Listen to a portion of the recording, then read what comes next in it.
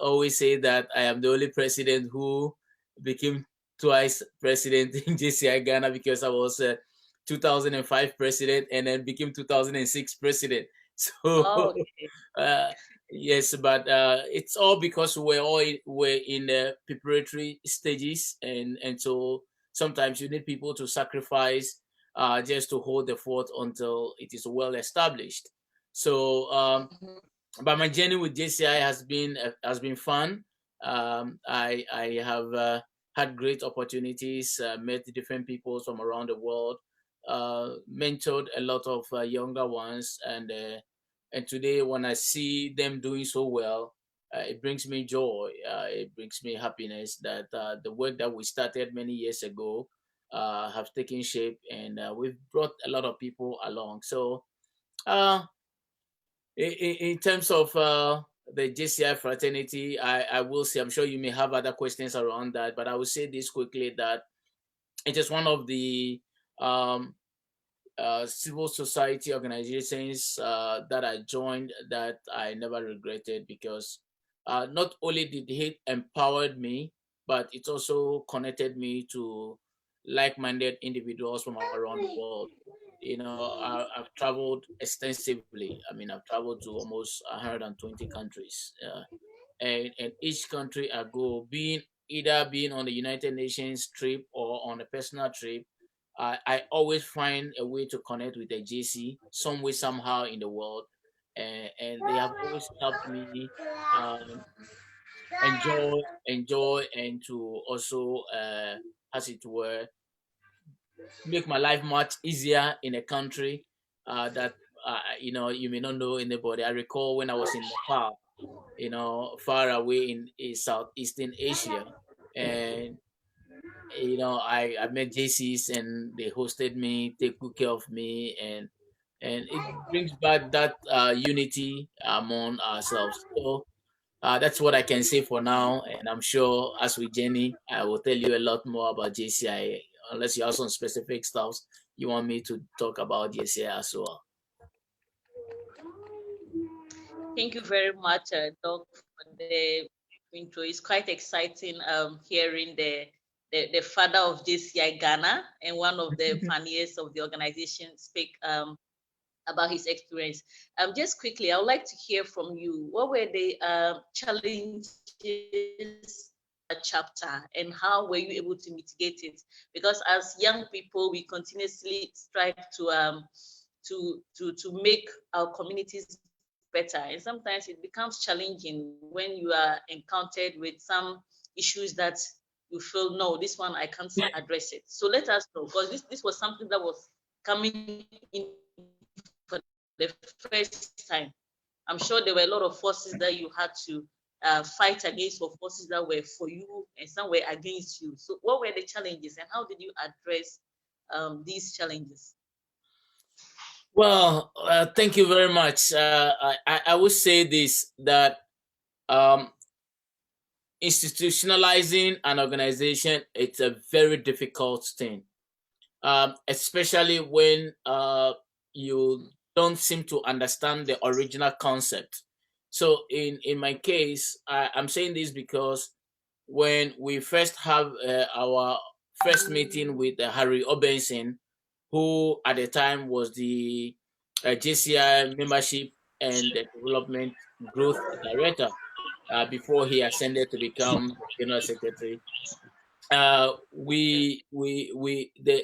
primary objective is to understand the model and the concept of JCI.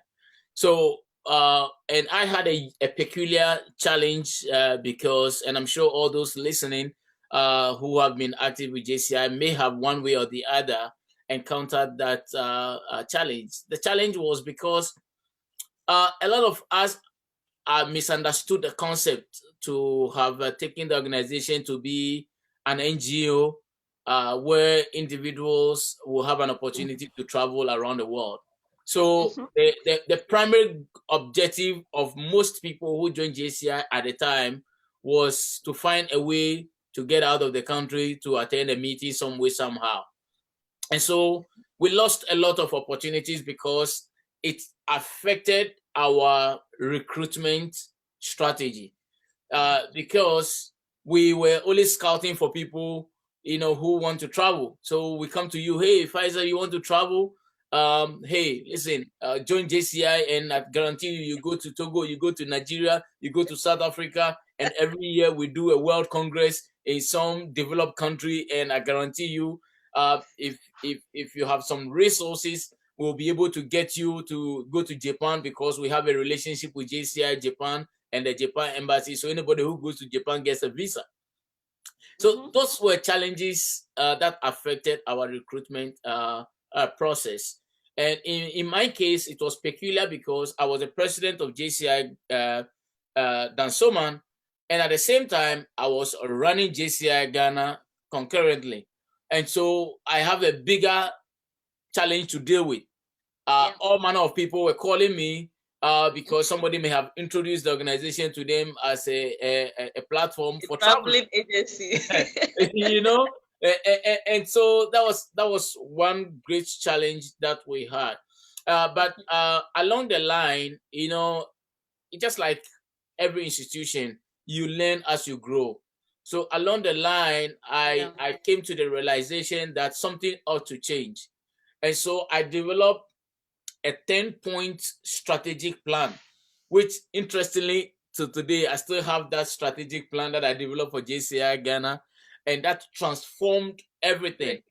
Now, the first point was to identify 20 people who have actual professional background. So how do I do it? So I said, well, I need 5 medical doctors to join JCI Ghana. So Korle Bu Teaching Hospital became my area of scouting people. So I was able to get, I think, 3 doctors who joined us, 2 dentists, and then 1 general practitioner who was able to recruit additional 2. So I got my 5 achieved. And then I said, well, we also need a legal brain in the organization. Yeah. So we were able to recruit some lawyers to join the group.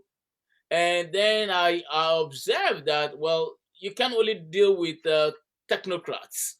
You also need entrepreneurs. You need business people, because in every journey, you need people who can support themselves. You see, the fact that the reason why until today a lot of JCI organizations are suffering is because they don't have self-resourced personalities. Now, if somebody is working and actively making money, that individual will have no problem paying their membership dues. So if your membership dues becomes a question for your organization, then the challenge is that you don't have the rightful people because they cannot afford. When I was the president, I think, if I'm not mistaken, the membership dues was $10.99 a year.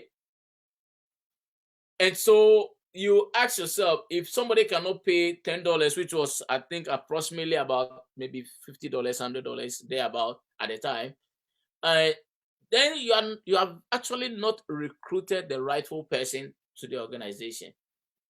And so once I was able to identify that, the scope of our recruitment changed.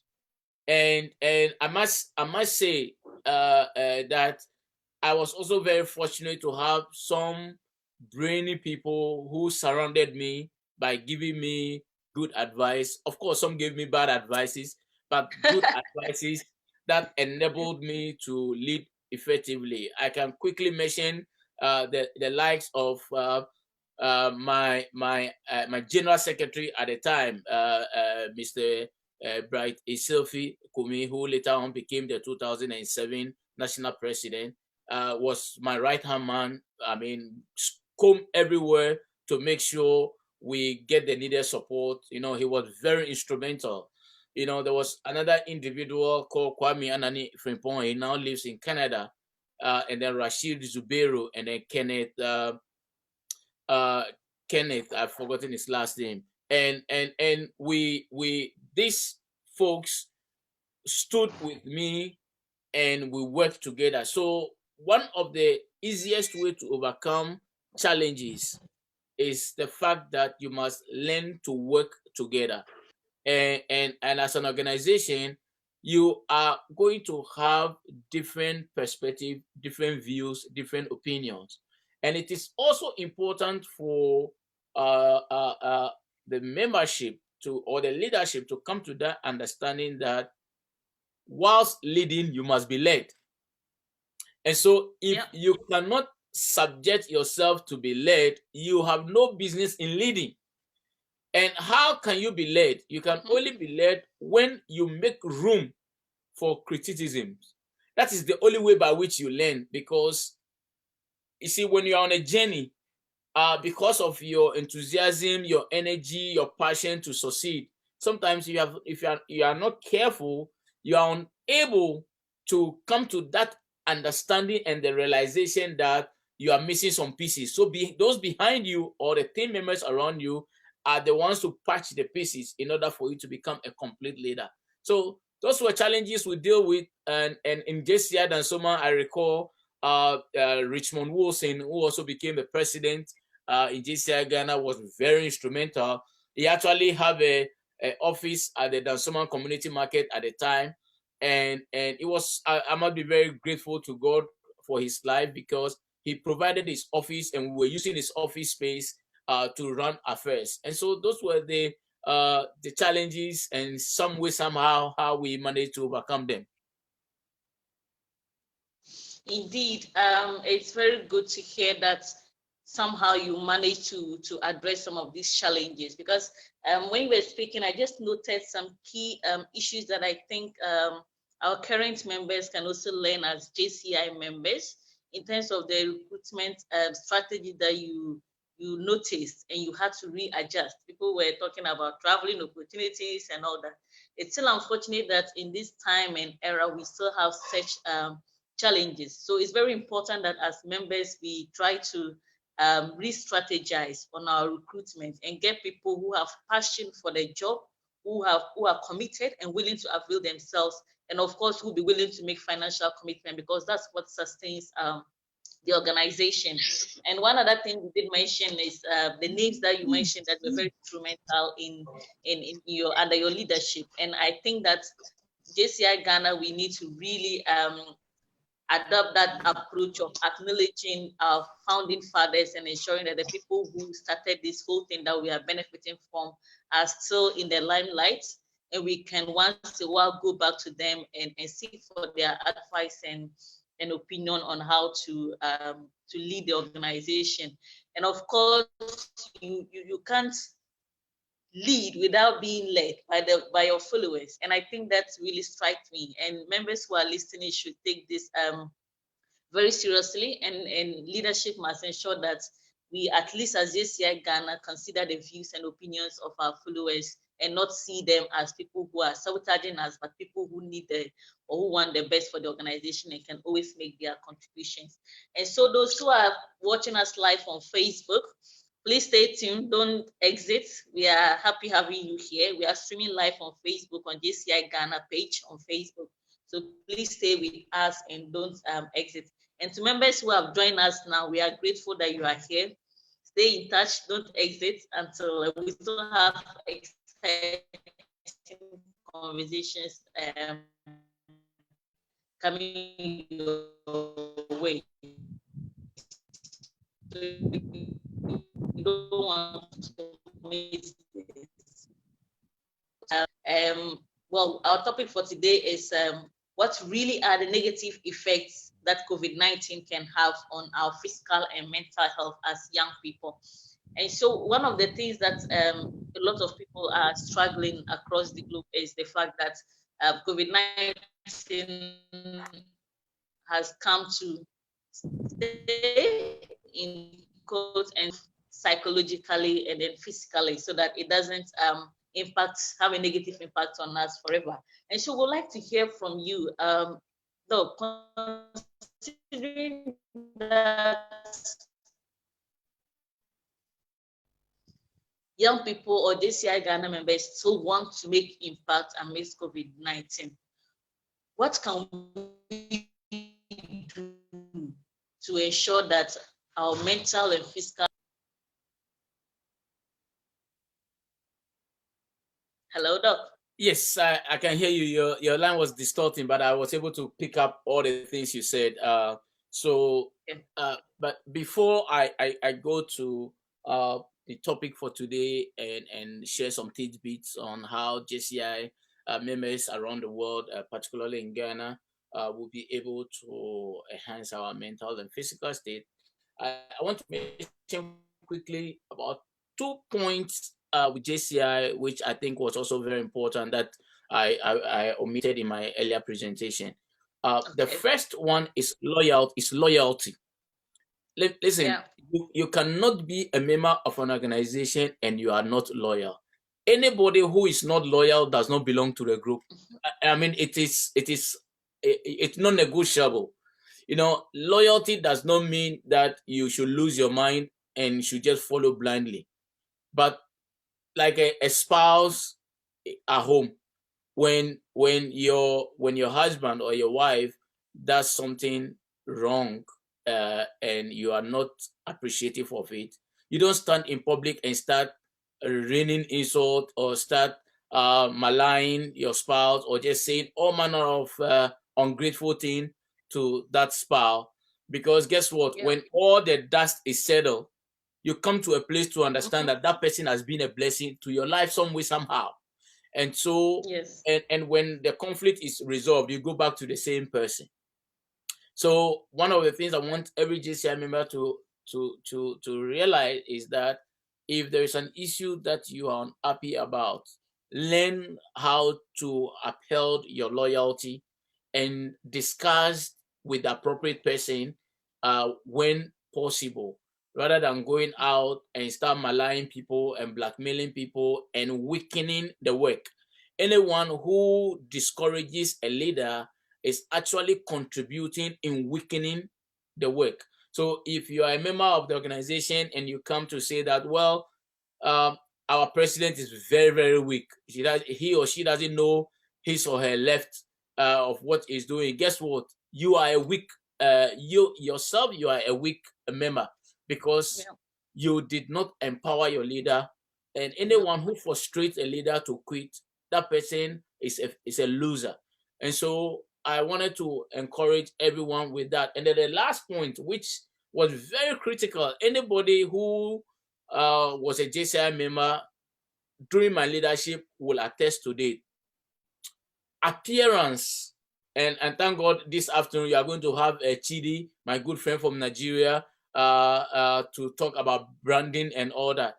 Listen, appearance matters. And I tell people all the time, appearance matters. There is a reason why when you see people fly in the business class, they wear suits. Not because they have so many suits that they want to show off. If you are a JCI member and you are attending a functional meeting, a very classic or important meeting, you must appear properly dressed. That also gives an image. The reason why all of you, I'm not sure if all of you have been, but most of you try to go to Japan, or you use JCI Japan as a model, is because whenever you see the appearance of JCI Japan gathering, you will know that this is an institution. I see a lot of JCI members go to a program and assuming it is not a casual meeting, a general assembly meeting, and people go in a t-shirt or people go in a blazer jacket without a tie, and some wear jeans to a general assembly meetings. Really? Then you see when I invite you to come to a dinner, there is a expected dress that I want, without me telling you, there's some kind of appearance I want you to come with. Why? It is because you value the gathering. And it is important that JCI members, when we go to a program, we are Africans. So we have our way of dressing. If you want to go traditional and look appropriately dressed as a traditional wear. If you want to Absolutely. go Western well, dress well with your suit and tie and look presentable, because you never know where an opportunity will pop up. You never know who you come in contact with. So it is so Yeah. crucial, so important that JCI members should desist from the habit of going to important gathering in t-shirts and shirts on without even tucking with belt, and it lowers the standard of the gathering. And so it's one of the things that I want to point out, that during my tenure as a leader, I enforced it so well that when you see our board meeting, everybody is well dressed. You must be well dressed. I understand different circumstances, different challenges, but I tell people all the time, JCI does not belong to everybody. It belongs to the selected few. You must have a certain mindset in order to belong. Otherwise, you will, and if you have money, you can be attending different conferences in different parts of the world and still return to Ghana empty because you have nothing to show forth with. We go to meetings not because we want to just represent in the meeting for people to look at us. No, we go to meetings because we wanted to connect with business partners and come back to our country with resources to start a business, to start a project, and to see ourselves develop. And so if your focus is just hopping from one country to the other, attending meetings and getting your passport stamp, and yet you come back and you still beg your friend to give you 20 Ghana cedi to buy food, or you still get money from your mother to eat, then you have not understood the benefit of this organization. Now, having said that, let's go to the conversation for today. COVID-19. I must seriously say that it has shook the world. Nobody anticipated that we will be doing Zoom today. Majority of us have always assumed the things that we've had, and we have taken them for granted. The funny part of it is that sometimes your friends even call you, "Hey, Father, today I want to come and visit you," and you find some flimsy excuse for your friend not to come. "Oh, I'm in the salon. I'm with my sister somewhere." Today, you are even begging for me to come, and I will not come. Why? Because this COVID has changed our way of behavior and has changed everything surrounding us. I must say, though, that in as much as we've had all these opportunities, and now COVID is ruling us and changing our way of behavior, there's still hope. There's still we still have to maintain a positive mental attitude in order for us to survive. And as young people, one of the things we have to come to the realization is that we have our way of behaving. It's a culture. We have a culture of socializing, going to parties, having some drinks here and there, going to church, fellowshipping, going to sports stadium, playing some soccer games, going to student reunions, and doing all manner of social activities that we are very used to. And then all of a sudden, a political leader mounts a podium and says that from this period to that period, you are grounded because we want to keep the spread of this virus. Rightful thing to do, but it has its own physical and mental challenges for the active youth. And so that is the reason why today's meeting for me, I consider it very, very important, because if we are not careful, a lot of things will go wrong. And by the time we come out of the lockdown, and by the time the crisis comes to an end, we may have lost a lot of people.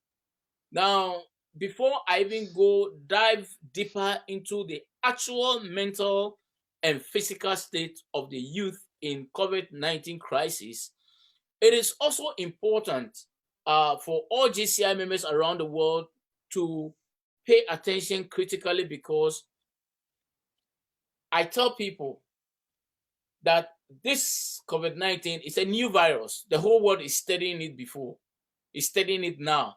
But the truth of the matter is that this is not the first time the world is dealing with a crisis like that. In the early 1970s, we had a flu. It took the world by surprise, just as the COVID has taken the world by surprise. A lot of things happened, but 100 years down the lane, we are experiencing the same thing. So what does that tell you? It tells you that we are living in uncertainty world.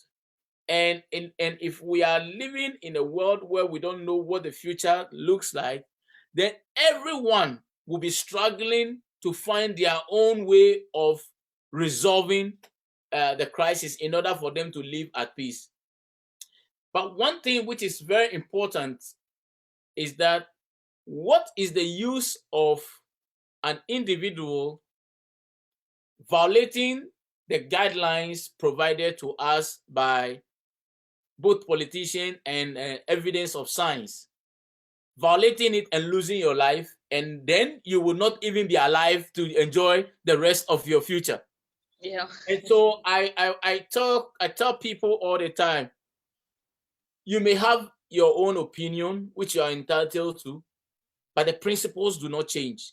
The principle of washing hands at least 20 seconds, the principle of not touching your face, wearing masks when you are going out, keeping 6 feet distance from each other. Those principles must remain because it's proven by science that it saves lives. And if you can, stay home if you don't have to, because if you don't stay home, if you don't have to go out, because all these procedure and guidelines helps us to reduce the stress on ourselves. Now, let's come to the actual mental state of us, especially young people. So, like I said, there are several ways by which we can prevent this social, physical, and mental state of our mind in order for us to remain active and for us to be able to get involved in all the things that we do. The first one is that we must learn how to maintain a routine. This is very important. Why is it important? It is important because our routine system has been distorted. In fact, I can use myself as an example. I was extremely disciplined in terms of when I sleep, what I do, and now they are all distorted. I mean, yesterday I was on a conference call to like 3 a.m.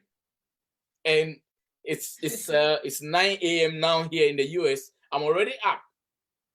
My good friend who is a doctor would not forgive me to hear that I have not had 8 hours of sleep, because he always cautions me against sleep deprivation. But the circumstances is such that our mental state has affected our routine or our way of behavior. And it is very, very important that, we should try as much as possible not to allow ourselves to just go with the flow. After all, we have been quarantined. We are home. So who cares about a routine? Who cares about what time I sleep, what time I eat, what time I exercise, what time I watch TV? Nobody cares. We are home. I'm not going anywhere. Anyway, so I just dealing with it doesn't matter. But I want to remind everyone listening to me that it is important. A routine way of doing things helps the brain and helps your persona to fall in line with the way of doing things. And so once you have this habitual way of handling yourself, you are able to have an active state of mind. Because you know that, if COVID-19 wasn't here, I was supposed to get up at 7, brush my teeth, say a prayer, get ready to have some quick breakfast, and hit the road and go to work.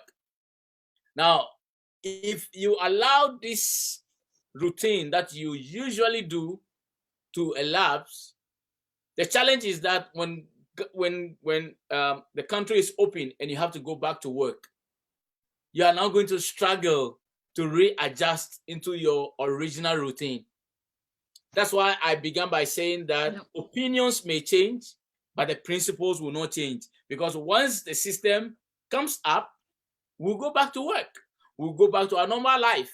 And if we go back to our normal life, then you need to go back and readjust, and your state will be affected. So it's very, very, very important that we designed our own space of routine.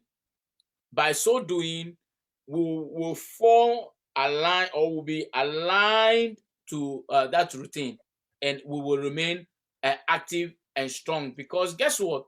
Like I said from the beginning, the fact of the matter is that there is a way we used to behave, and that has been taken away from us. You know, back in the days, we can walk many miles just to go see a friend and come back. At this point, we don't have that privilege again. You know, and even that, even if you want to, you still have to have some protective measures. So it affects Restrictions have been. absolutely, Yeah. absolutely. So that in itself affects us a lot. Now, number two, it's also important to take precaution and don't go overboard. You see, the fact of the matter is that sometimes we as humans, we are very funny. When an opportunity comes our way, we will abuse it and we will go overboard. Let me give you a practical example. Yeah.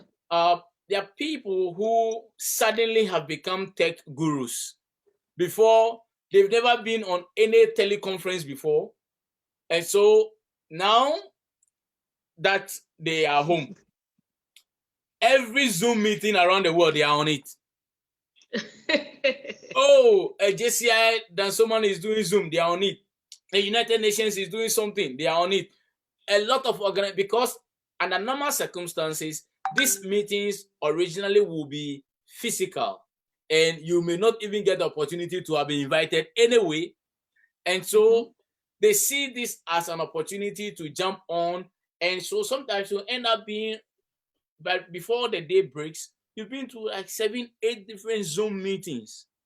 The question you ask yourself is that, was it an acquisition of knowledge, or you just got into those meetings so that some key figures will recognize that you were there? I'm here to break your bubble, to let you know that they don't pay attention to who was there or who wasn't there. Because yesterday I was in a Zoom meeting with Harry Benson and the UN, as the UN is celebrating 75th anniversary. Now, we have over 500 people there. Do you think Harry Benson is going to take a look at who is there? It doesn't matter. What matters most is that they've made a presentation and you were there and you clap and you give a thumbs up and you say, yeah. But what impact? And then you listen and make the impact. Absolutely. The impact. What impact does that have on you as an individual? And so if we are not careful, we can go overboard with our activities, and that can also affect our state of mind. You know, and sometimes you will be affected greatly because you become disappointed, because you had a certain expectation. Oh, that when I went to the Zoom meeting, I was expecting Pfizer to call me, to even recognize I was there. I even typed my name. This is Samuel Jacobs from the Washington, D.C., and Pfizer didn't even recognize it. So your expectations can go overboard, and it can mentally affect you as a young person. Because of our youthful exuberance, we are always ready to do more, which is good, which is great. But in circumstances where a lot of activities has been has been affected, we should be very moderate in our approach in order that our body would not be overworked. I tell people all the time that the body you have today will be the same body you have when you are 90 years. And so if you don't take care of your body now, you will be affected greatly when you get into your retiring stages of your life. And talking about the body and its significant effect, that leads me to point number 3, that try not to fixate on sleep. a lot of people are losing sleep. A lot of people, because you see, the fact of the matter is that sleep, people don't realize that sleep is very, very, very, very, very important in our day-to-day activities. If sleep wasn't important, God would not have given us an opportunity to sleep. Yeah. One of the things that medical science will tell you is that when we retire to sleep, our body resets. It's just like a car. When you drive a vehicle, let's assume that, where do I know in Ghana again? Let's see. You're driving from Dansoman to Ebri, and you've hit the road all the way to get to Ebri, and you stop the engine and come back to sit in the car maybe 2 hours time. You realize that the engine has all cooled down. Everything has reset. All the oil that are in different spaces in the chassis of the vehicle have all settled. The same as the human body.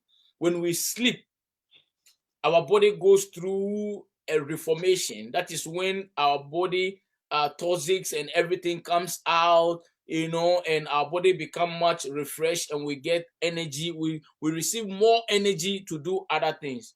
But the problem with COVID is that a lot of us are home, and so people are watching movies. Some can watch Nigerian movie from 10 a.m. to 12 midnight, changing one series to the other, because now you can watch those things on YouTube. You can watch them on your phones. And so people are just watching, and they are not making good use of their time. And so that goes a long way to affect their sleep. As JCI members, I want to caution every one of you. If you are not having at least 8 hours of sleep every day, I guarantee you have a long way to go, because you will pay for it in your adult age. So please, if you can, make sure at least you have 8 hours of sleep. And if you are the type who cannot have 8 hours of sleep, at least have 5 hours of uninterrupted sleep. Meaning that when you go to sleep, nobody is coming to wake you in the middle of the sleep, or your phone is going to ring and you take your phone and you go back to sleep. That's uninterrupted sleep. You go straight to sleep and sleep well, so that your body will be energized again. And that way, because you see, if you lack sleep, guess what? You become cranky, you become stressed. Things that should not even make you annoyed, you get annoyed. You are greatly affected in your judgment, and then you will unfortunately start putting on weight and becoming obese, because your body is not processing the things that you've even eaten the previous day. And so then your physical appearance will begin to show. And when somebody sees you and says that, "Oh wow, Faisal, you put on weight," what the person is trying to tell you is that you are physically becoming unhealthy. I mean, it's a diplomatic way of telling you that you are physically becoming unhealthy. So it's very, very important that in this COVID-19. Hello, Doc. Yes, I'm here. Yes, I'm saying in Ghana here, when someone sees that you are putting on weight, they want to know the food you ate. That's the problem.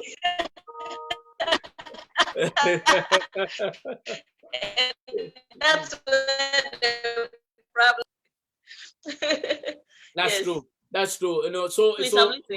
So it's very, very important that as an active citizens, as young people, as people who believe that the future rests on our shoulder, we should ensure that we factor sleep into it.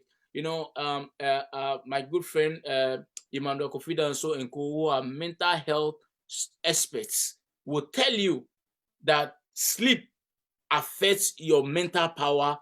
Sometimes even us who are not certified as mental experts, we know that when we are tired and we are exhausted, and we go to sleep, immediately we wake up, we are able to get our work done effectively and well.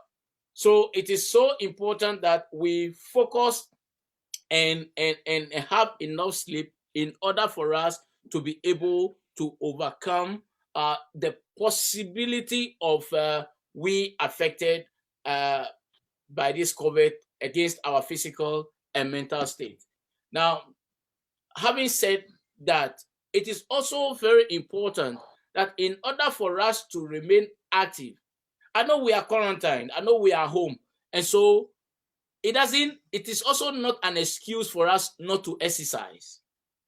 Yeah. You see, exercise is a very, very, very, very important tool that builds the mental capacity and the physical appearance of everyone. And I tell you, it is one area that you kill two birds with the same stone. Because once you exercise, you become very active, your brain functions very well, your mental state is not eluded.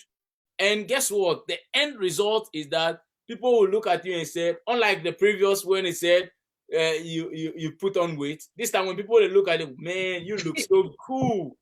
You look well. Yes. And if you have observed, they will even use the word you look very healthy.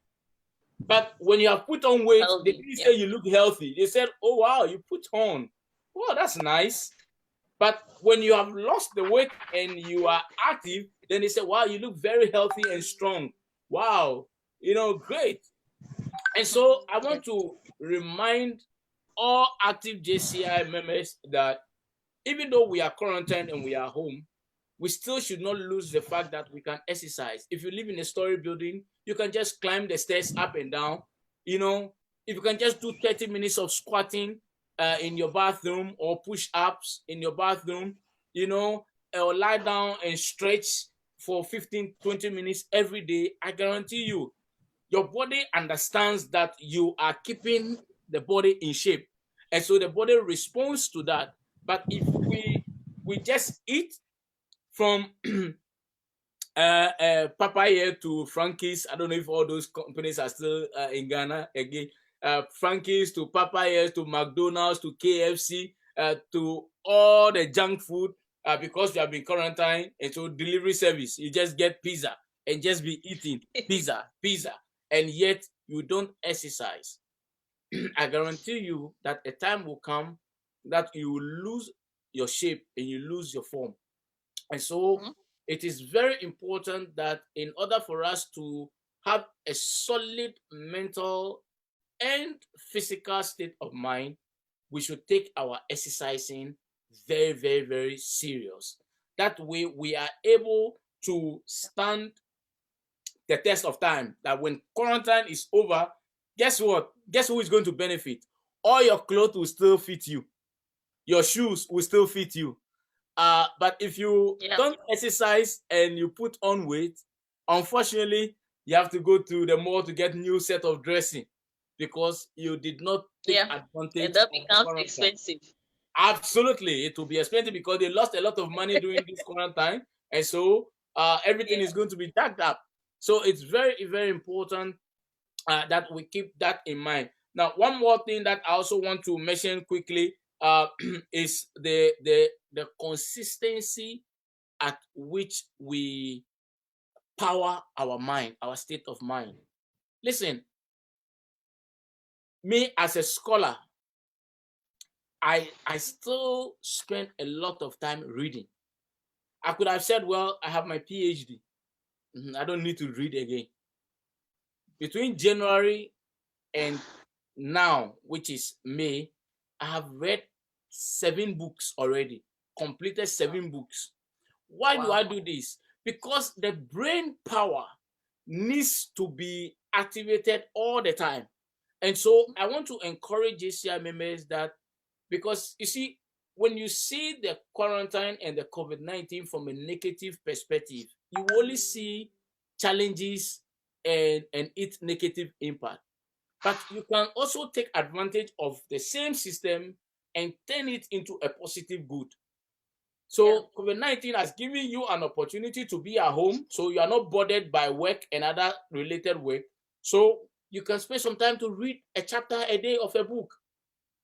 If you don't even have any book to read your Bible, read your Quran. Something that will make your brain, reconnected, because as you read, it affects your brain. Your memories don't go to sleep. They become awake and active. And when your memories are active, your mental state will be active, your physical state will be active, you become knowledgeable, you'll be able to address situations around you quickly and easily. So I want to encourage each and every one of us. Now, again, I always say that in our generation, we have no excuse for anything, because back in the days, you will have to go and queue at a Christian book challenge store or other bookshops to get books to read. At this point in time, all you need to go do is to go into either Amazon, go to your app store and download free books and read them. So you have no excuse whatsoever to say that you cannot read or you didn't have the materials to read. And finally, I want to say that be very kind to yourself. You see, most of us, we tend to do things for other people and we end up not being loving to ourselves. I tell people, the best mental and physical state of a person is your attitude towards yourself. If you don't appreciate yourself, if you don't see value in yourself, if you don't see yourself as ready to face the world, then you will allow a lot of things to come into yourself and that will affect your personality. One thing that all of you must keep at the back of your mind is that irrespective of what people say about you, your perception of yourself is what matters. And that is what drives your mental state of mind. If you see yourself as an inferior, guess what? You will be classified as inferior. If you see yourself as unable to do it, guess what? You will not be able to do it. If you think that you don't belong to this class, of course, you don't belong there. That's why that thought came to your mind. And so if you look at your body in a mirror and see the mental and the physical state of your body, then you will know how much of kindness you've shown to yourself. Because if you love your body, you will not feed it with junk. The same way, if you love your body, you will put a lot of strength, energy, power into it in order for you to stand strong and become what God created you to be. And so these tidbits are a few points that I wanted to share with you and the listeners from around the world. And I'm more than willing to answer any questions, or if you have any other follow-up questions, I will handle them, Faiza. Thank you very much, Doc. Indeed, I picked some really good points that I think we all should take very seriously and ensure that we protect our mental and physical health. And so far, I've managed to put 13 books so far. Though it wasn't an easy journey, but it really gave me some different perspectives about issues that I have interest in. And so I think that is very important. And Mr. President, if you are here, you can begin to explore an option of a reading challenge in JCI Ghana, so that we see how many books. There you go. At the end of the year, I think that would be a very good challenge to start. Now, some members are asking questions, but I would like them to, those who have questions to ask. I saw Emmanuel Kofi's question and then Enoch. You can kindly unmute your mic, ask your question and then mute it again. We are trying to avoid disruptions in the call. And so if you can kindly unmute your mic, ask a question and then you mute it back. And so we want to make it interactive also. So instead of reading your questions, you can join in and available to ask your question. You can kindly unmute your mic and then ask your question. Mr. Emmanuel. Yes, Mr. Emmanuel, are you here?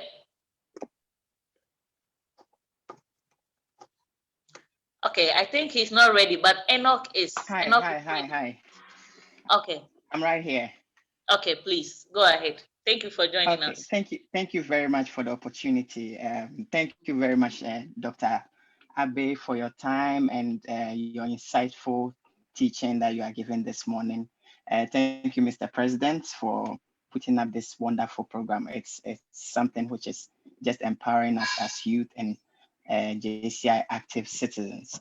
My question relating to mental health and other, as Dr. mentioned, is as young active citizens, how do we promote world peace, which is part of mental health characteristics, as the West is close to other parts of the world and increasing the divide in the world, especially among world leaders and economists.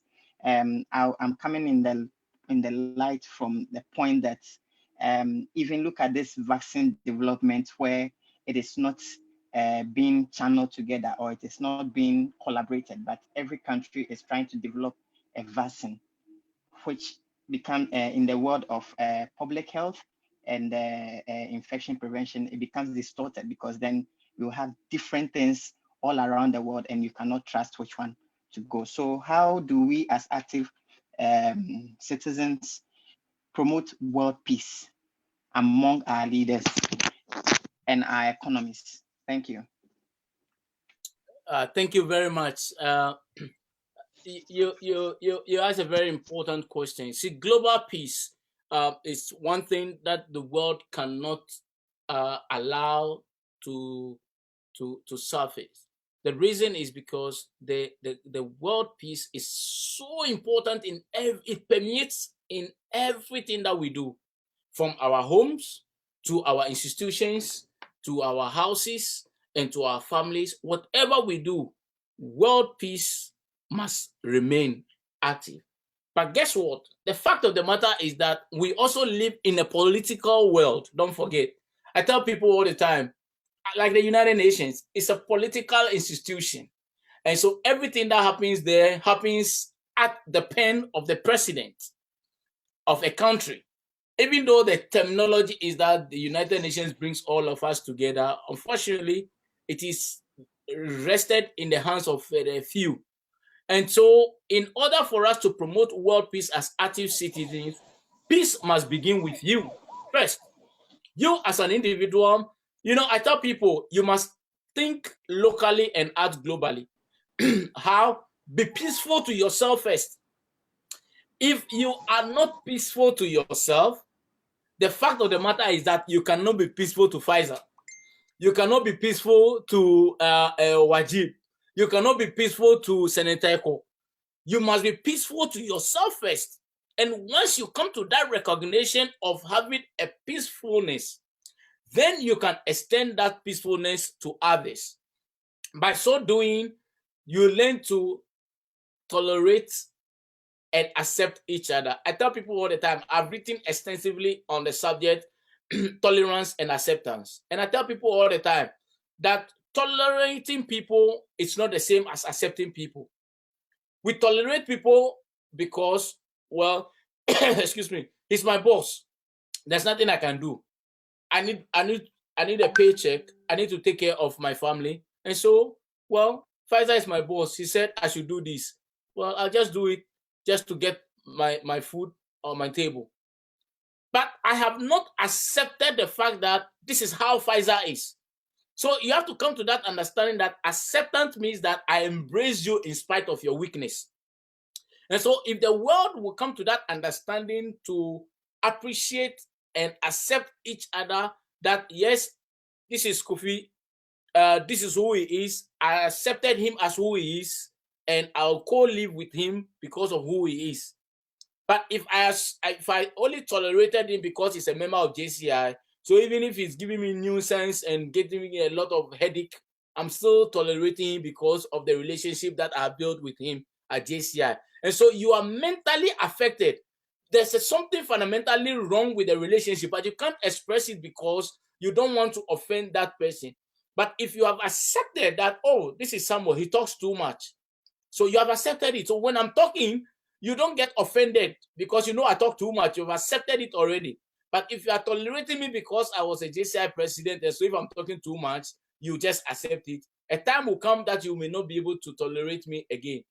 Now, in reference to the vaccine that you talked about, I totally agree. See, again, it borders back to human nature and how we behave and how we relate to things. Everybody wants to be the first. Everybody wants to prove that they did it. Now, Madagascar is coming out with a herbal medication to curb the COVID-19. The World Health Organization and the West said, we'll cut your funding, we'll cut everything around you because it is not proven and we cannot certify it. Now, the question I ask is, what happened to African leaders? Why won't all African leaders come together and rally behind this and send sample of the herbs to Noguchi Institute and other institutes around the African regions so that they will parallelly test to see what each of them will come out with? That way, we can confidently say that it was tested in 4, 5, 15 countries in Africa, and we ended up with the same results. But unfortunately, you are even rather seeing African leaders condemning Madagascar for trying to set a pace when there's no pace. That is our problem. That is our problem. So working together, I totally agree with you.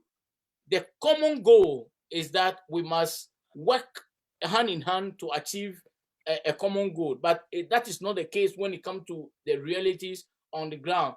You know, I yesterday at the World Health Organization conference, I asked a question. I kept asking that same question, that the World Health Organization website suggests that 60 to 80% of Africans use herbal medicine for their health situation.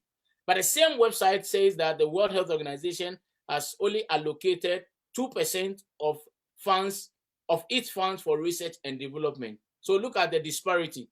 60 to 80% use herbal medicine, yet you only spend 2% of your allotted funds to do research and development. What a joke. That's alarming. Yeah. Exactly. So Emmanuel, there you go. Thank you. Okay, thank you very much, Doc, for that insight on the topic. Before we pick the next question, I just want to pick your thoughts on this. So as JCI members, we still want to go out there, we still want to make impact, at the same time protecting our physical and mental health. Are there any tips you can share with members such that amidst this COVID-19 and even beyond the online space, we are still able to reach out to our communities who are in need? Because indeed, some people are really struggling in this time of COVID-19, and we can't let them go. We can't give up on them, because in this, service to humanity is the best work of life. And so in this time that they need us more, we should still be able to reach out to our communities. So I want to hear from you. Do you have any advice to members on how we can still go with?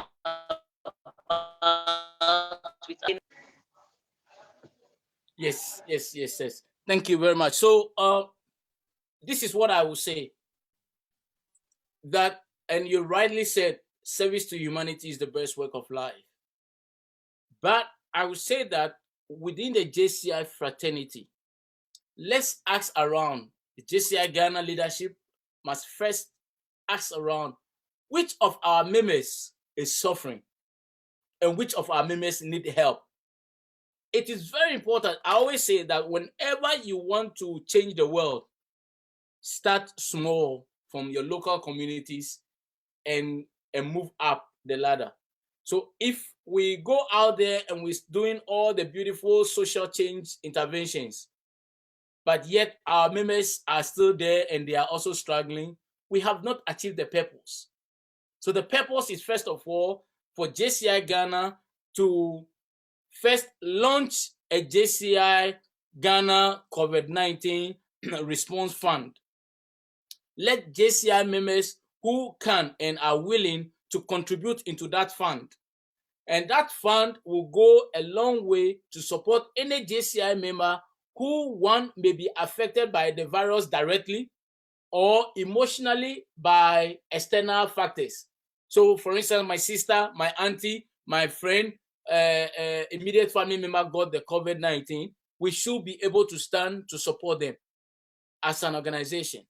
The other aspect of it is also that sometimes it's not only money, but we can also come out to support in different ways. Of course, by following signs and wearing our masks and washing our hands and doing social distancing and following all the guidelines that has been as it were asked us to do.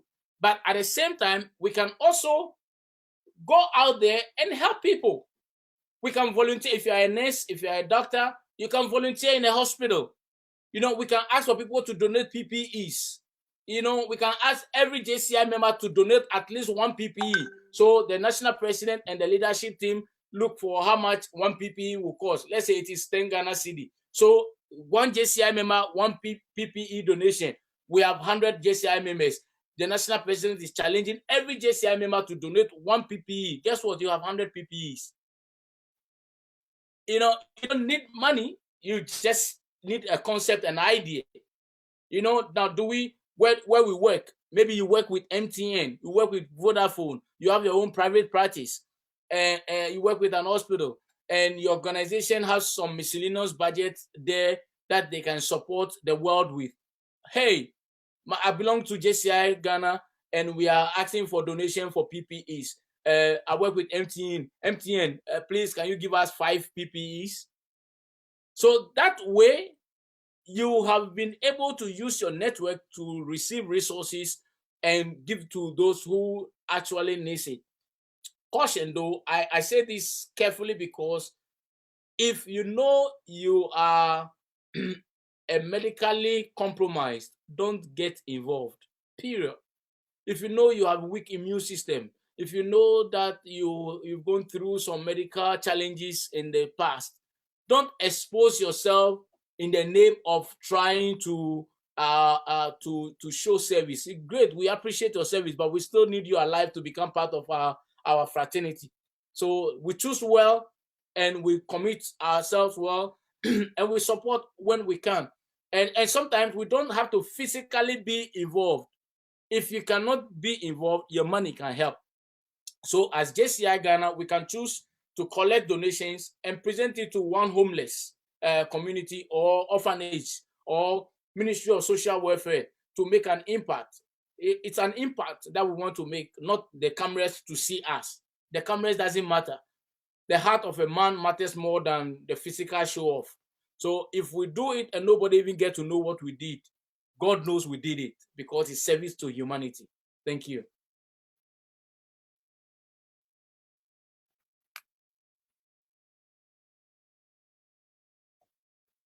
I think your mic is muted, Pfizer. Sorry. Yes, so JCI Ghana and JCI London, they are currently in partnership to raise funds for PPEs to distribute in Ghana. And so it's something that leadership of JCI Ghana has already commenced. But it's good to have your thoughts and your suggestions on, your wonderful suggestions on some of these issues that we can address. Now at 2:20. So if we have questions that you can ask, kindly prompt me, and then I will pick your question. But for now, let's listen to Mr. Enoch. I'm so sorry. You distorted, so I didn't hear what you said. Yes, Mr. Enoch. Yes, Fozio, can you hear me? Yes, I can hear you. Are you ready to ask your question? Yes, I'm ready. I unfortunately I don't have the benefit of seeing the question I wrote, but I have a mental picture of it, and because I wrote it, I'm going to speak to it. It's quite a long one. I can try reading it. No, let me try and capture it. Yeah, I'm sure I'll try and capture it. So I'll say, Doc, Samuel, thank you very much. I'll say good afternoon from Ghana. Kofi said the piece and said good morning, and it shows how diversified we all are. It's afternoon here in Ghana. Thanks for the inputs. 3 key questions I asked. I'll just give you the pointers and I expand on them. So the first keyword is from start to date 2020. I'm looking for 3 highs and 3 lows. In your perspective as a founding member. And second point is on past precedents with regards to 1 year to lead and the issue of sustaining the organization and consolidating growth. That's the second theme. And then the third one is on collaborations with other organizations, etc. So I preface my message by saying that for me, particularly, I'm an engineer and a business consultant, having studied in Ghana and in Denmark particularly. And I was introduced to JCI in Denmark. I returned to Ghana in 2011, and for a while, maybe about 4 or 5 years, I had no visibility and understanding of where JCI was. So typically, I didn't have that network to go to. Much as I tried and met 1 or 2 others who had introduced JCI, there was nothing strong in terms of any follow-ups or sort of holding my background to even join. But I was fortunate that eventually JCI Accra Royale became home, where I have served in different capacities, and I'm happy to still do what we all do together. So from the perspective where personally, I have also been involved in sort of developing and growing organizations, working within the SRC structure in the university, associations. I currently help to structure what we call the Mandela Washington Fellows Association of Ghana, the Danida Alumni Network of Ghana, the Renewable Energy Association of Ghana, and many other organizations. So I have been an institutional person.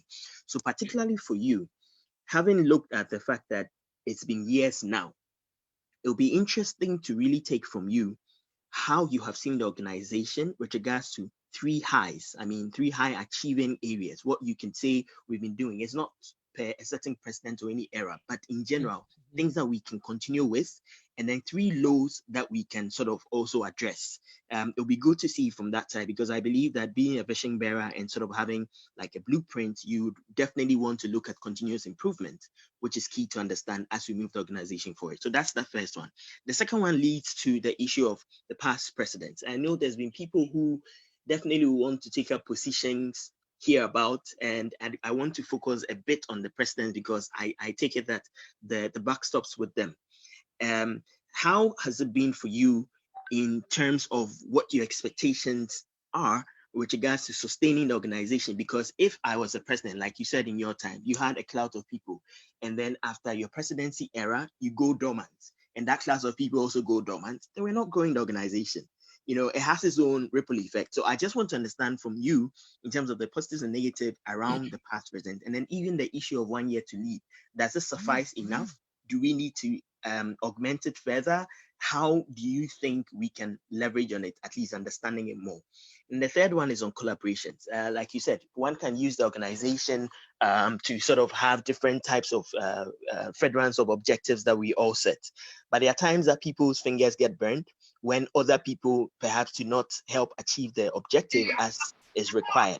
So then at the end of the day, collaborations can be seen as positive or negative.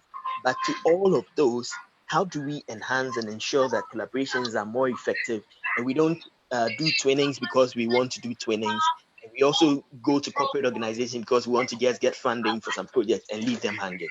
So those are the 3 areas that I felt it would be good to hear from you, because definitely post-COVID, our lives are going to be different, and this is a mental health issue as well if you are someone of your nature and you know you want to grow organizations. Thank you. All right, thank you very much.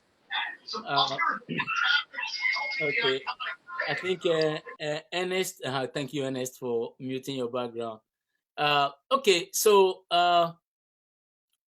that's a very loaded question, and if I want to go in details, I'm sure it will go into other times. So I will summarize it, but I will hit the nail right on the head, so we can move on. So the first question you asked was the the three I's within the organization. Well, you know, from 2006 to now, one area that I will consider that JCI Ghana have done very well, it's our presence in the international arena. Once upon a time, nobody knew of JCI Ghana outside of JCI Ghana. And so I think that the successive presidents have been able to work very hard to get JCI Ghana being recognized at international meetings. So, for instance, we've been consistent in attending world congresses. We've been consistent in attending African and Middle East conferences. We've been consistent in attending to Japan Academy meetings. And so we need to recognize that it places us on the map, because when the JCI map is drawn, we will be spotted as participants in that area. And we've been consistent. I think it was only in Canada that JCI Ghana didn't participate at all. There was not a single person from JCI Ghana who came to Canada during the conference. That was, I would consider that to be very low. Low because for the first time since 2006, that there was no JCI member to attend a World Congress. I would consider it very low. I don't know what happened. My understanding was that the Canadian embassy did us bad, but I will consider that to be low, and attending to these meetings to be very high. Now, the another high point that I also... That was the issue, yeah. Oh, I'm so sorry. Your line was distorted a bit. What did you say, Pfizer? No, I think about 7 people actually applied for it, but they all couldn't get their visa. Some actually had it even after the conference, and so that was the challenge. Exactly. The reason why I consider it very low, because, see, leadership always preempts that the Canadian embassy does not call you for a physical interview. So if you have if a leader must always know the jurisdiction of various embassies, that's why the protocol officer of JCI Ghana is very important, to understand the various embassies and their guidelines. So if Canadian embassy doesn't call you for a physical interview for you to even prove your worth, so it means that the application process must start like 3-4 months prior to the time. So in case there was a situation, we will be able to resolve it. But because it was the application system was late, we could not do anything. So that was one of the lows and the high. The other high that I will also suggest is that I think that the leadership of JCI has also come to a place where they have been involved in JCI international affairs. So you saw the likes of Senator Pakwesi and Co, who became JCI vice presidents. It's a remarkable achievement within the organization to climb up the ladder to become a JCI vice president. You see Senator Stephen Agbenyo as a member of the UN committee of JCI. These are remarkable achievements that we need to recognize because it means that you are highly recognized at the highest level of the organization, be it African sector or the global sector, to be involved in that sector. So I also think that it is something remarkable that we also need to pay attention to. And then the third high, Enoch, will be the sustainability of the organization. Now, we may not be at where we wanted to be. We may not have the numbers that we expect to have, but the fact that the organization is still active, consider it remarkable, because there are other organizations around the world who have all collapsed and they've been de-affiliated from JCI. Well, we are still there. So it is still considered very high achievement, again, because when the map of JCI is drawn and the location spots are being identified, JCI Ghana will be identified as well. So it is very important. Now the lows, I would say that it's been a long time since I left Ghana. I mean, the last time I was in Ghana was maybe 3 years ago. I was there for just 1 day. So I don't really know the terrain well. But I believe that one of our lows is that we've not been able to recruit the rightful candidate for our organization. I always use Rotary Club as a parallel organization to measure the performance of JCI Ghana. And when I was the president, it was one of the things that I did. I used JCI and Rotary concurrently to always measure our performance. Both of us were meeting at the busy internet at the time, and so we look at their numbers and we look at our numbers. We look at their activeness and we look at our activeness. Now, if you talk about polio, Rotary is associated with polio. It's an household name with polio.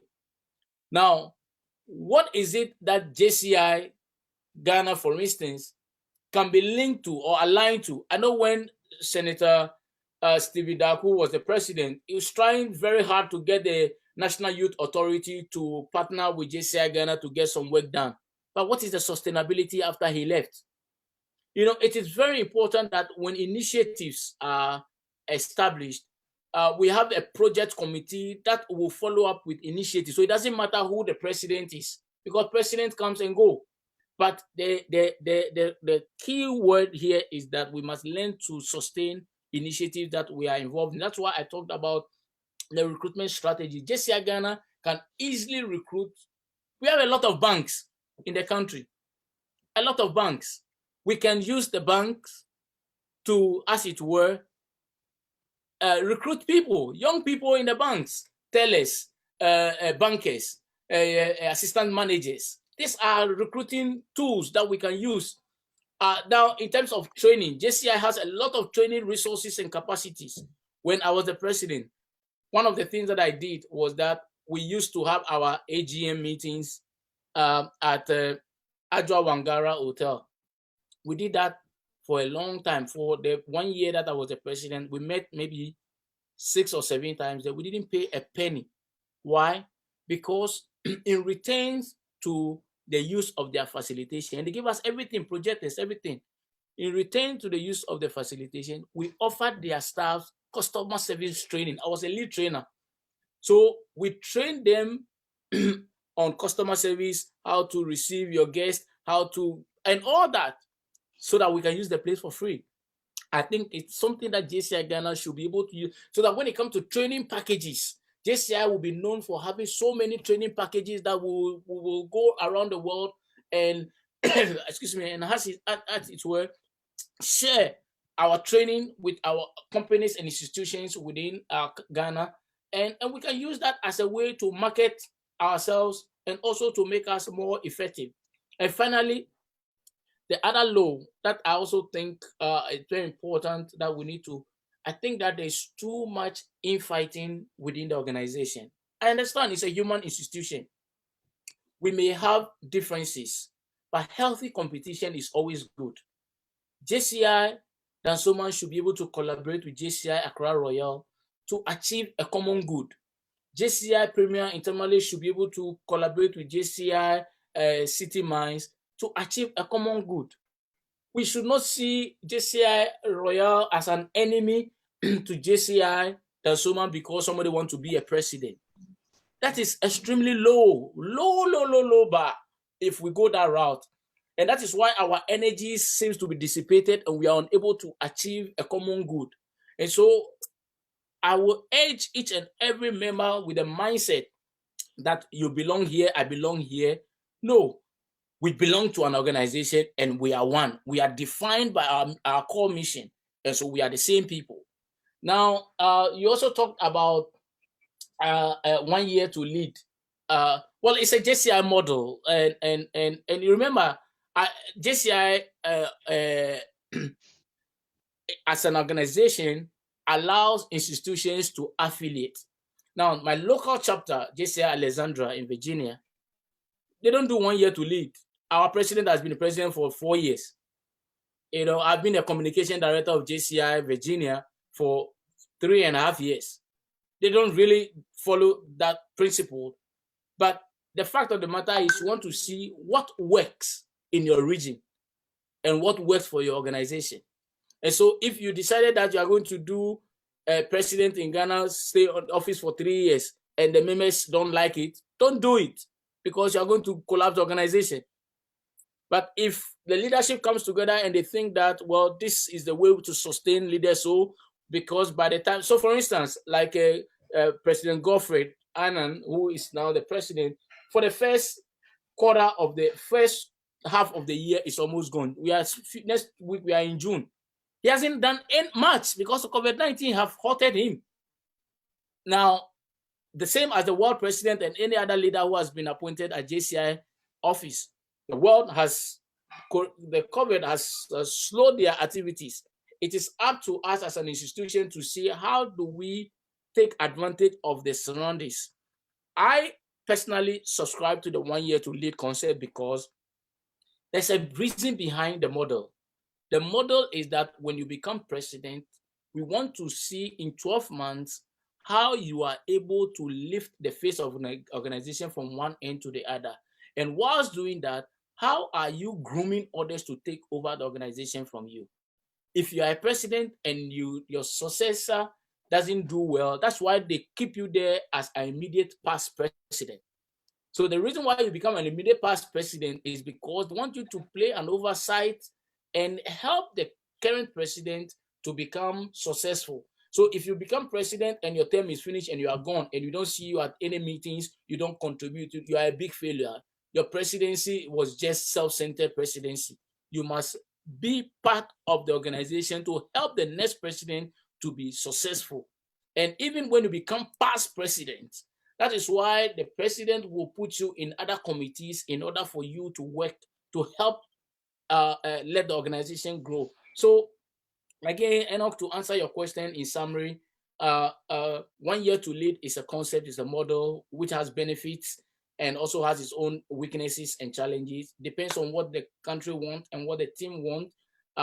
But if you ask my personal opinion, I think 1 year to lead is very important because even though it's 1 year to lead as the one in charge of affairs, you still have a second opportunity of leading because you still become the immediate past president. And then the last question, I'm looking at the time, I have another meeting, so but the last question was the collaboration. Now, you also talked about collaborate. I think it's a fundamental, phenomenal thing. You cannot be successful because we are not an island. We work in collaboration with others. So let's identify organizations. Sometimes when we talk of collaboration, the problem with JCI members is that we only think of abroad. We only think of other JCI fraternities outside of Ghana. No, you can partner with Ministry of Health to do health work every quarter. So all JCI members in partnership with Ministry of Health, we are doing a work. Every quarter, it becomes a household name because remember, consistency, as you do it over and over and over, it becomes an household name and people get used to and they support the initiative. The same way we could, when I was the president, we partnered with Ansider Foundation. It was based in Jowulu at the time. Ansider, I don't know if they're still in Ghana, but Ansider Foundation actually ended up paying all of our trips when we are traveling around the world. They pay for our hotels, they pay for our plane fare, they even give us pocket money. But guess what happens? And that's the other side of JCI that we need to work on and take those people out of the organization.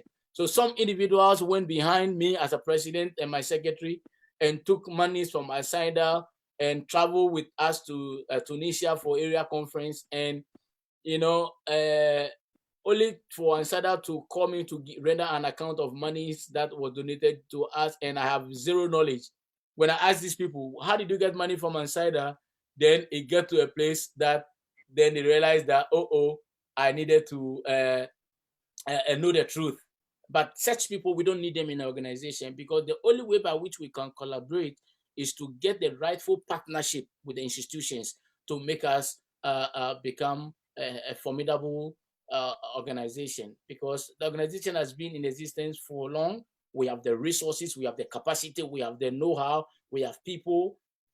All that is left is for us to change our attitude and mental state and take advantage of the opportunities God has given us. For JCI Ghana, if I was the president in 2006, then guess what? We are in 2020. How many presidents have we had? A lot of them. A lot of them. We have sitting seasoned senators. Why are we not using them? You know, PP Echo, PP Crab, PP Ham, PP Sem, and all the Abbott, and all these are resources available to you at your disposal. I don't see why the national president cannot tax past president Nana Akua that I want to tax you to be in charge of helping us recruit the rightful candidates. I don't see why the president cannot tax PP Abbott, say, since you are into business and you are the president of the Gulf Chamber of Commerce, I want to see how you can connect us to businesses to make JCI Ghana use these resources at your disposal. I am here as a resource. Today I'm talking to you all the way in Ghana, in the US, in Washington, D.C., about 7,000 miles across the Atlantic Ocean. I run a leadership institute. Can say JCI Ghana want to collaborate with the Jacobs-Abbey Global Institute to offer short courses and offer certificates with our members. These are opportunities all these presidents have. Why can't we take advantage and use it to our growth? Thank you very much. Absolutely. Thank you so much, Doc. I think it has been very insightful. And I almost didn't want you to end the conversation because I was getting a lot of ideas coming in. And yeah. So thank you very much for the insight. I don't know if you still have 7 minutes to spare or 9 so that we can close at 2:30. But we still have 2 members who wants to ask questions, and I want to give them the opportunity. Fauzia, okay. Yes, please. Yes, Manuel. Okay, he said you should go ahead the questions. Okay, so let them go ahead. Yes, I wanted us to. Yes. Okay, so Mr. Waji, please unmute your mic and ask your question in 1 minute. Please be brief. Thank you. All right. Hello. Can you hear me? We can hear you. Yes, sir. Yes, sir. Okay. Doc. Thank you so much this afternoon. Thank you for everything. Okay. So I'll go quickly to it. I just want to talk about Africa. I understood the concept you listed about learning how to tolerate against accepting. In the same way, to try and get world peace and get progress in Africa, we have to tolerate the West and the others to be able, or maybe accept and start thinking within Africa for African solutions. Last year at the Oxford African Conference, Mo Ibrahim was asked a question about how the Libyan issue happened. With all the facts that have come out with the France involvement and everything, his answer was simple. I don't want to talk about who was involved. What did we do as Africans when it was happening? So I think that is underscoring my point. What is your view and what is your take on how we, as active citizens, within the limited power that we have at this level, be able to influence the fact that when a crisis happens in Africa, African Union or African countries wait for the West to come and help, and not coming from Africa to help first. Zimbabwe was in crisis, no AU in there. We are waiting for somebody, maybe UN somewhere, to come and support. Let's come down to Ghana, JCI Ghana. I know you try to touch on the issues, and like the Dr. Abbey, I know, would motivate and try and inspire. But remember, people will go to where they are welcome, but they will stay where they are valued. So we can recruit the best members. And I've been in JCI since 2008. And I've seen bankers, and I've seen auditors, and I've seen lawyers come, and they are gone. And the reason they are gone, trust me, they're not asking for anything special. The basic, normal things that should work. What do you think can be done to make sure that the people we recruit, even when we spend energy, we can sustain? Thank you. Thank you very much. I always love Waji because I spent some few hours with him when he came to visit recently. Hello, Doc. Yes, please. Yes, if you can kindly permit me, I would like to take Mr. Shaibu's questions so that we just take the 2 questions at a go, and then you address it and we take the closing remarks. Is that okay? That's fine. That's fine. Yes. Mr. Shaibu, kindly unmute your mic and ask your question so that we respond to it. Thank you. Thank you very much, Fauzia, and thank you very much, Dr. Samuel Jacobs-Abbey. I was highly enthused by your presentation. I have followed you on Facebook, and actually, I love what you do. Thank you. Motivating, inspiring people, especially the young ones. My JCI journey is not that long. I joined somewhere in 2017, but the little I have observed that as a founding member, I want you to address is at our elections. What I have observed is that when we elect our leaders, hardly do you find a vanquished around the victor. Hardly. When I say the vanquished, the one who have lost the election, and his supporters kind of sit aloof to see what the victor can do. How can we manage this process? Thank you very much. All right. Thank you very much. Thank you so much. That's a very powerful question. It may seem simple, but a very, very powerful question, and I will try to address it. But let's start with Senator Wajib's question. Brother, I like the fact that you stated how Ibrahim Mo responded, that what would we do? Now, I will, in terms of Africa, I will tell you a very simple answer. Independence, independence, independence. You see, when you are not independent, when you depend on somebody for everything, your judgment is affected because you lack the capacity and the ability to fend for yourself. A case scenario will be if you live under the roof of your parents, let's say at your age of, let's say 40 years, but you still live under the roof of your parents, and your parents provide you money for food, they buy everything for you, including, excuse me to say, your underwear. Now, remember, your independence is lost because as soon as you voice out and say something that you are supposed to independently say and don't say it well, the problem you're going to have is that you'll be asked to leave the house. And so you are always guarded against that background. And so even if you have something to say, substantive, you are careful to say it because you don't want to offend the one that you are dependent on. Unfortunately, as Africa, we have become too dependent of the West. I still remember, and I'll say this briefly. I still remember in 2001, we were at a conference, at the Accra International Conference with the heads of states. I was a young boy then, at the heads of states all over Africa to as it were, come out with the United States of Africa. In Accra, Ghana, the home seat of Kwame Nkrumah, the vision that Kwame Nkrumah has championed many years. Then the organization was the Organization of African Unity, OAU. Before it became AU, they gathered in Accra to become a United States of Africa. But because majority of the countries in Africa are dependent on the West, the Bretton Woods institutions reminded the African countries that, well, if you become a United States of Africa, the HIPIC money we gave you, we want our money back. The monies that we credited you and we gave to you as a grant, we need them back.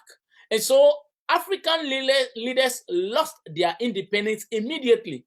I recall at that meeting, Brother Muammar Gaddafi left the meeting very furious and very annoyed and drove back to Libya. I recall, all how this happened.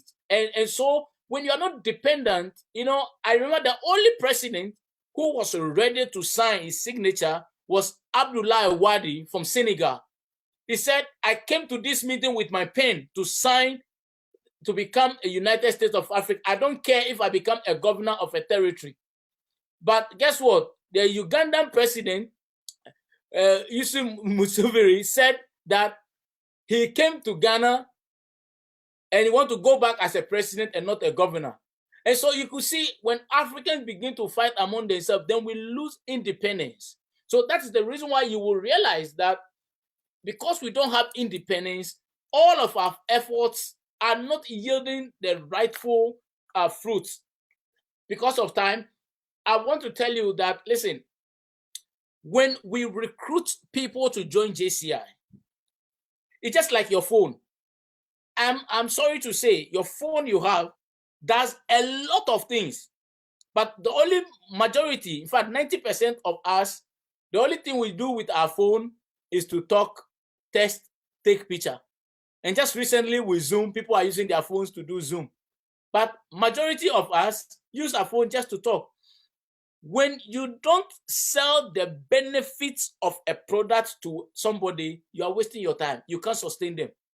Because people join JCI not because they wanted to find an organization to travel alone. Like you rightly said, we recruit rightful kind of candidates, from doctors to engineers to lawyers to entrepreneurs to pharmacists to accountants, auditors, and all that. Why are we able to sustain them? It is because we have failed as an organization to focus on the product benefits.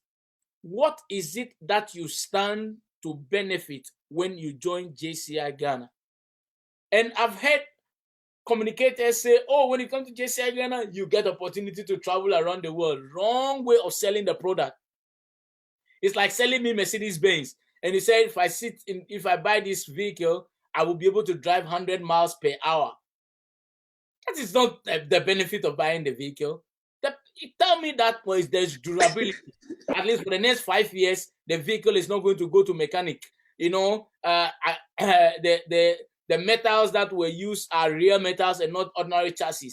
So durability, safety is what you are selling to me.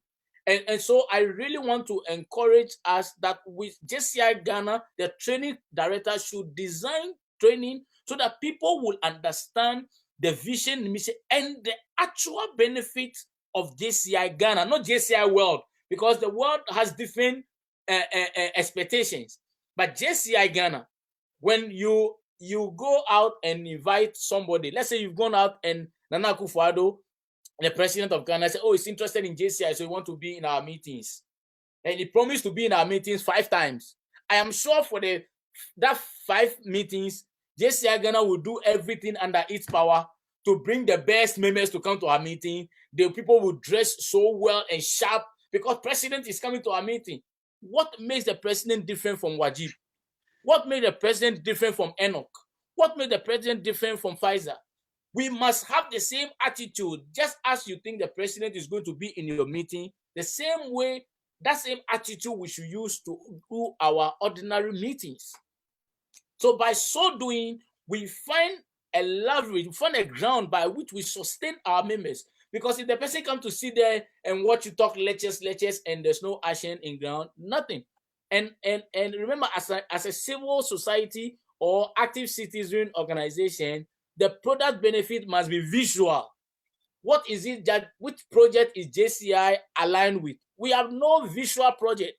So if you have no visual project, trust me, people will come to the meeting 1, 2, 3, 4, 5 times, and they are not encouraged to come again because they are not working on any project. I remember JCI Ghana, that someone did a Egbawe sanitary project. It was very active. People were involved because they could physically see themselves involved in something. And so, for lack of time, maybe some other time when the national president is kind enough to invite me, I will go into other areas of that. The last question that came from my brother Shaibu about elections. Let me tell you this.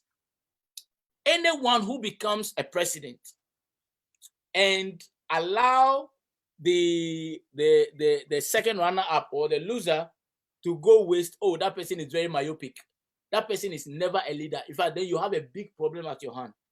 Why? Because the person is a potential candidate. the person could have won the election. If the people who voted for him were not there, that person would have been the president. And so it means that knowledge and power is also in that person. Now, what I do as a leader is that anybody, because remember, sometimes it is not that maybe the president will even reach out to the loser, as you put it, and the loser himself also doesn't want to get involved because he doesn't want to be compromised because he has an interest to become a president. What a weak loser. What you do is that you work as a team. You see, the one who lost the election, look at the person's manifesto. Look at the strength. Let me give you a practical example. And I know my brother Wajib doesn't mind at all because I have a very good relationship that I can share any private matter that is deemed appropriate with you. Now, Wajib stood for election in JCI Ghana, and unfortunately, he didn't win. I had a conversation with him. I had a conversation with the president then. I think it's Priscilla or so. I had a conversation with Priscilla or so, and I said, Priscilla, Madam President, I watched live the presentations. Wajib presented some fundamental areas of focus. What I need you to do as a leader is to talk to him, assign him to head a project around the areas that he suggested. Because by so doing, you are engaging him to become relevant to the organization, because the manifesto he presented, the ideas are laudable as well. It's just that maybe you had a different way of presenting your ideas and people bought it, but his ideas are still relevant. Put him in charge of the ideas and factor it. I don't know what happened. I left it like that.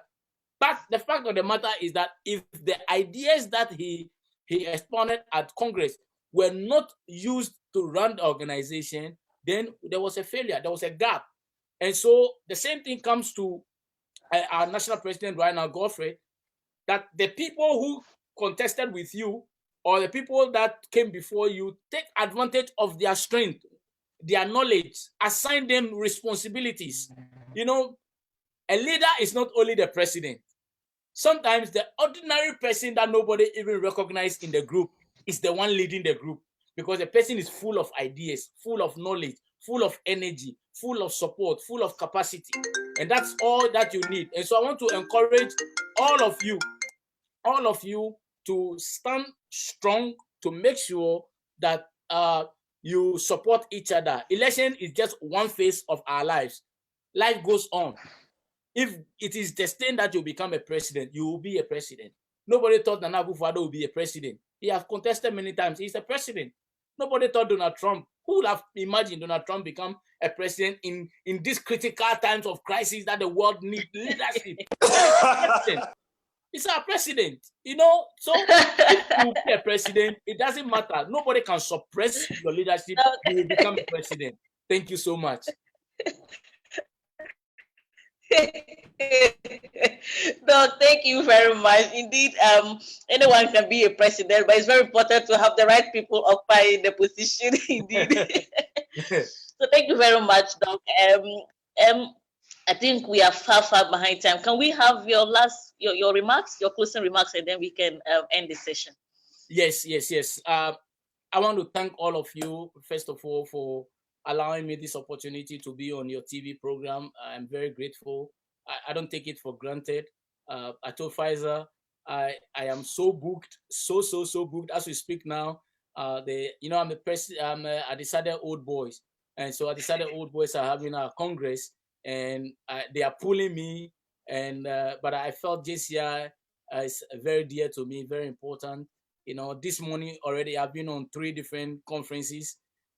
But I felt this is important, and so I find some time to join you. And I'm so happy that we've had fun, we've had interaction, good questions, good to see folks that I have met, and those that I don't know. At least we get to add face to my name. And as you can see, I'm very humble, very open, and you are welcome to reach out to me, and I will support you in whatever way I can. I'm so grateful for this opportunity, but let me end by saying this, that it is always important as an individual never to allow anybody on this planet to change who you are. Never allow anybody to use their perception to change who you are. You are who you are because God makes you uniquely and precious. Take advantage of the resources available around you and use it to your good. But like Eleanor Roosevelt once said, nobody can abuse you unless you permit it. Thank you. God bless you. Wow, thank you very much, Doc. I'm inspired. Thank you so much. Your experiences, sharing best practices with us. I've always said that the best way to teach people is to share your own experiences so that they learn from it. But if you just say fake, they don't know exactly what is grateful, and will definitely come back to you because the conversation has not ended. This is just the beginning. And So to our members, thank you so much for joining us. We had the likes of Nana Ko and Wajib. We had the EVP 2018. We have a lot of National EVP 2018. We appreciate your time, and we are grateful that you were able to make time to join us. And so to members, at exactly 3 p.m., the symposium will start. Don't miss it. Join us and let's have a conversation with JCI officials. Okay, so thank you so much. Okay, Fauzia, thank you very much, and thank you all members for joining. Before you please leave the platform, I want to take the opportunity to once again thank you for joining JCI Ghana TV, and we are open to anybody who wants to promote his or her business.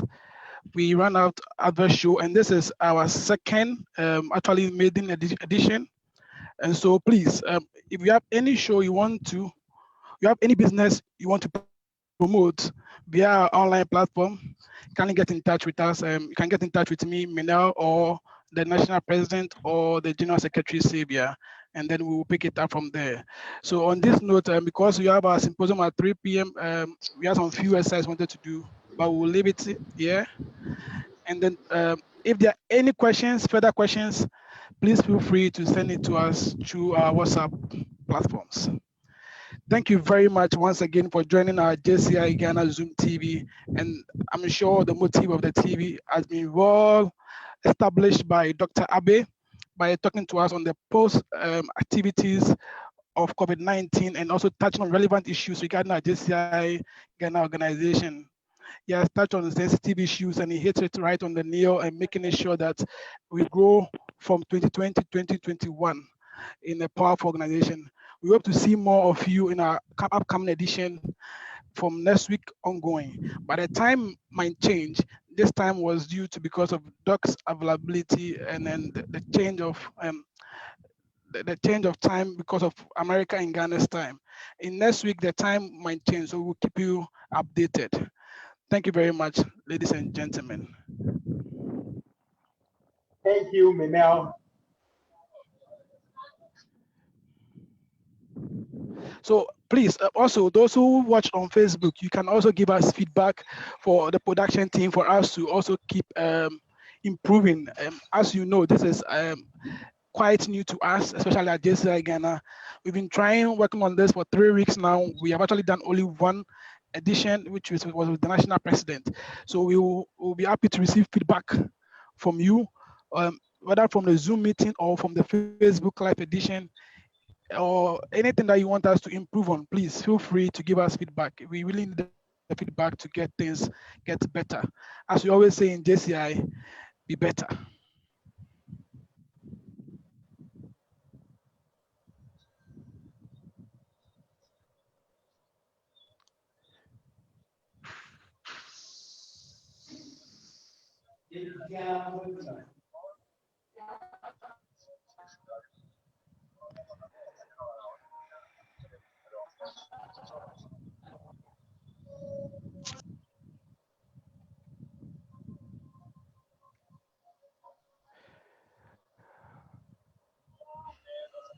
Okay, for Hausa and Sebi, I think it was a very good show, and I noticed we had over 20 participants joining in and going out. So I think this has been a very successful show. Probably we'll have to sit back and then look at some few things. And the number of participants were encouraging for me.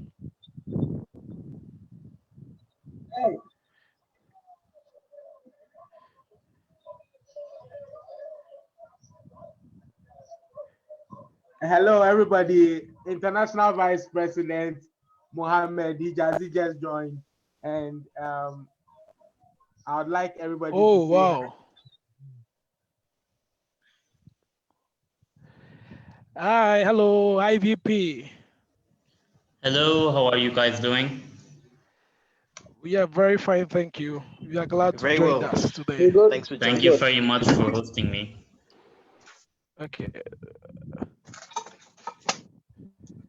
Is everything ready? Sabia. Yeah, in less than 15 minutes, the symposium will begin, but it will not begin.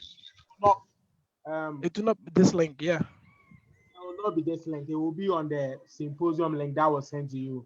So in less than 15 minutes. So we had a previous program and we are just done with it. So we would end this meeting and open a new link for you.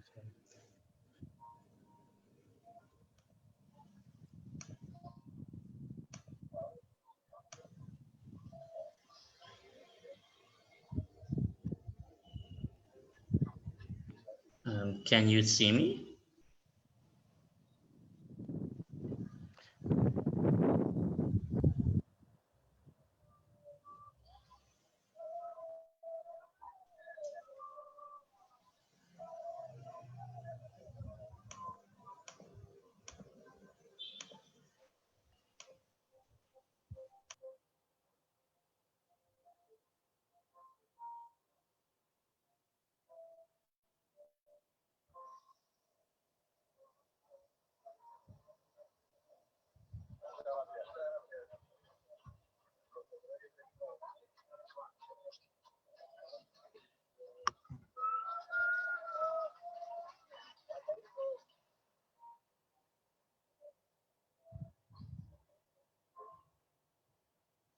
So hello everybody, please we've ended this JCI TV. Please sign on to the new link for the symposium. Thank you very much. Bye bye.